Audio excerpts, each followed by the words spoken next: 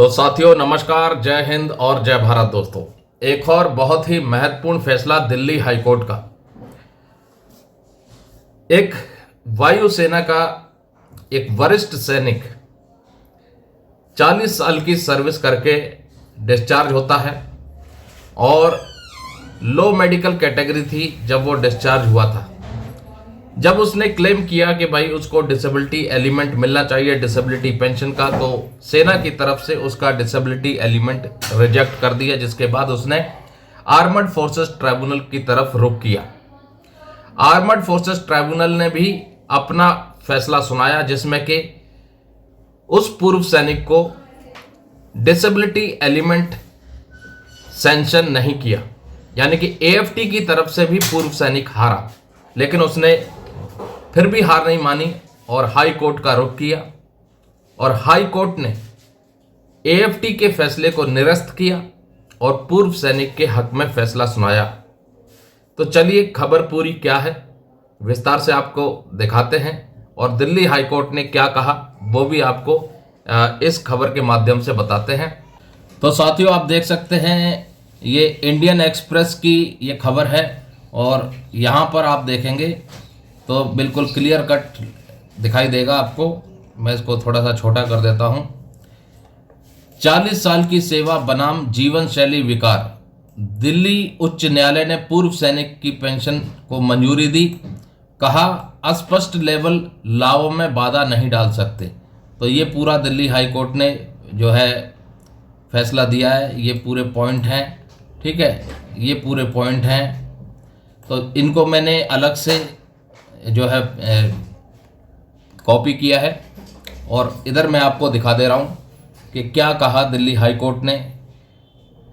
Report दोस्तों Indian express की है, जो कि 25 फरवरी 2026 को पब्लिश की गई है।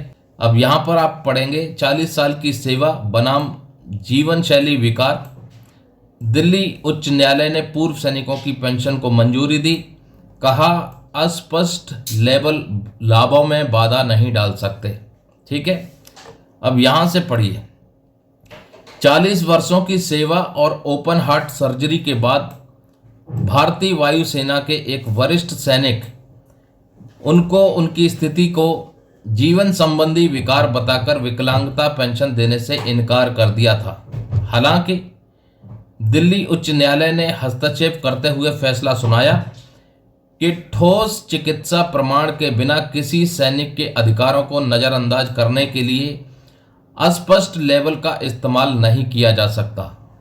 ठीक है, उसके बाद दिल्ली उच्च न्यायालय ने कहा कि चिकित्सा बोर्ड ने याचिकाकर्ता की प्राथमिक उक्त रक्तचाप यानी प्राइमरी हाइपरटेंशन की विकलांगता को केवल जीवन संबंधी विकार के रूप में वर्गीकृत किया है, जिसकी शुरुआत एक शांति स्टेशन में हुई थी।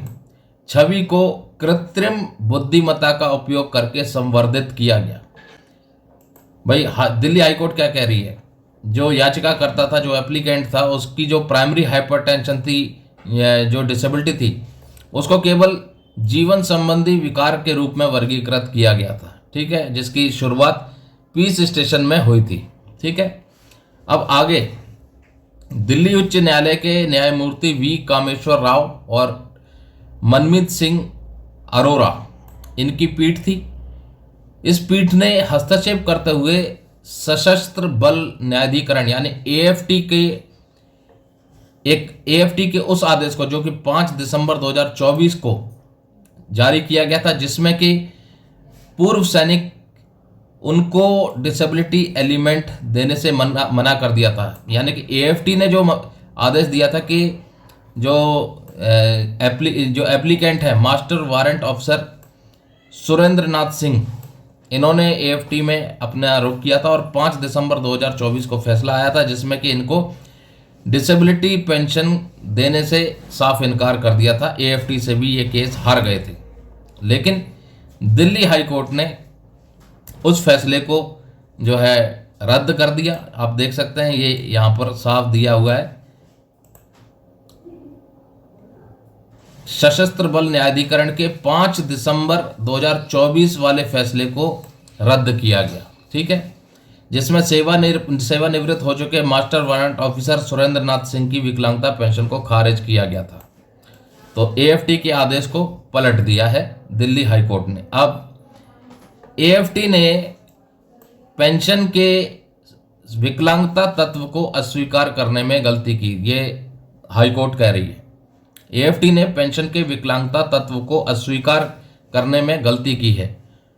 उक्त विकलांगताओं के लिए किसी अन्य पहचाने गए कारण संबंध के अभाव में सैन्य प्रतिष्ठान द्वारा विकलांगता पेंशन के दावे को अस्वीकार करना उचित नहीं ठहराया जा सकता, और ये दिल्ली हाई कोर्ट ने 23 फरवरी को कहा था।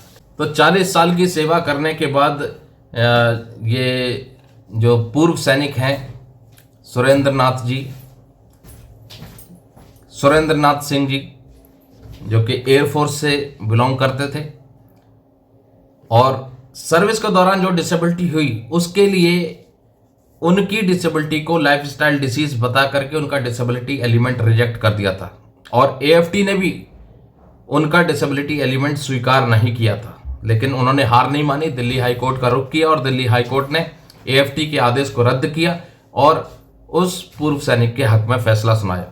डिसेबिलिटी पेंशन यदि रिजेक्ट हुआ है, कोर्ट केस करना चाहते हैं, तो हमारे बहुत अच्छे एडवोकेट हैं जो कि इन मामलों के ऊपर अपना एक्सपर्टीज रखते हैं, बेहतर तरीके से इन मामलों को समझते हैं और कोर्ट में केस फाइल करते हैं, लड़ते हैं और न्याय दिलाने का हर संभव प्रयास करते हैं। तो यदि आप केस करना चाहते हैं तो ये हमारा नंबर है, आप हमसे संपर्क कर सकते हैं। आपके केस को हम अपने एडवोकेट साहब के पास जो है ट्रांसफ़र करेंगे ताकि वो आपके लिए लड़े। नमस्कार, जय हिंद, जय भारत दोस्तों।